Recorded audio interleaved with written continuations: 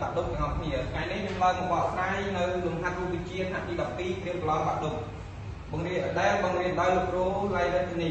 ខ្ញុំមកពីក្រុមទី2ហើយមានសមាជិកក្រុមដូចជាស៊ីរតនាស៊ីសៀវហ្វុងញឹមហ៊ុននិងលោកខ្ញុំផ្ទាល់ខ្ញុំលើកយកលំហាត់មួយមកបកស្រាយក្នុងភាគលំហាត់គេប្រាប់ថាក្នុងសិលាមួយមានឧស្ម័នបរិសុទ្ធមួយអាតូម1ម៉ូលនៅតែចន្ទហាភាព27អង្សាសេដោយរក្សាតែចន្ទហាភាពឲ្យទេឧស្ម័ននោះរីកមាឌពី300ដេស៊ីម៉ែត្រគីបទៅវេដឺសំណួរខសួររកបំរែបំរួលធម្មពលក្នុងនៃប្រព័ន្ធសំណួរខកាមនដែលបំពេញដោយប្រព័ន្ធមាន997.20គណនាកម្ដៅស្រូបដោយប្រព័ន្ធទីកគណនាមានត្រាច់នៃប្រព័ន្ធគេឲ្យលិន 0.4 ស្មើដល់ 0.91 លិន 1.5 ស្មើ 0.4 ដំណោះស្រាយ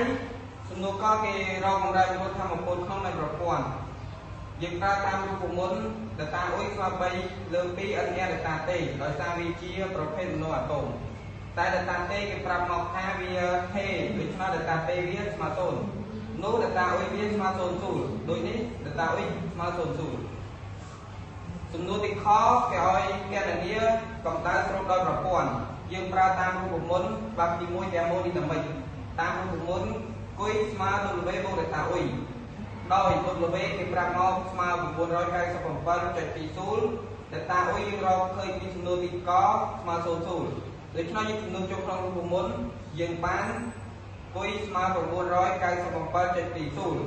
ដូចនេះចម្លើយគុយស្មើ 0.997.20 សំណួរទីសំណួរកគណនាមានត្រាច់នៃប្រព័ន្ធតាមរូបមន្ត W ស្មើ NRT លើវេដឺលើវេអង់តាមលំនាំអ៊ីសូតែមដោយគេប្រាប់មក N គេប្រាប់មកស្មើ1ម៉ូល R ស្មើ 8.31 0ក្នុង1ម៉ូលកែវិនហើយទេធំនេះគេប្រាប់មកនេះគេប្រាប់មក27ដល់ពេលយើងយកមកបូកនឹង273យើងទេធំមានស្មើ300កែវិនវេដឺក្នុងប្រភេទគេប្រាប់មក300ដេស៊ីម៉ែត្រគីបយើងប្រវែង1ម៉ែត្រគីបស្មើ 0.3 ម៉ែត្រគីបកាមនគេប្រាប់មក997.20យើងចំនួនចូលមកយើងទាញរកលិនវេដឺលើវេអង់យើងចំនួនចូលមកគណនាលេខម្ដុំនេះស្មើ 0.4 តបមក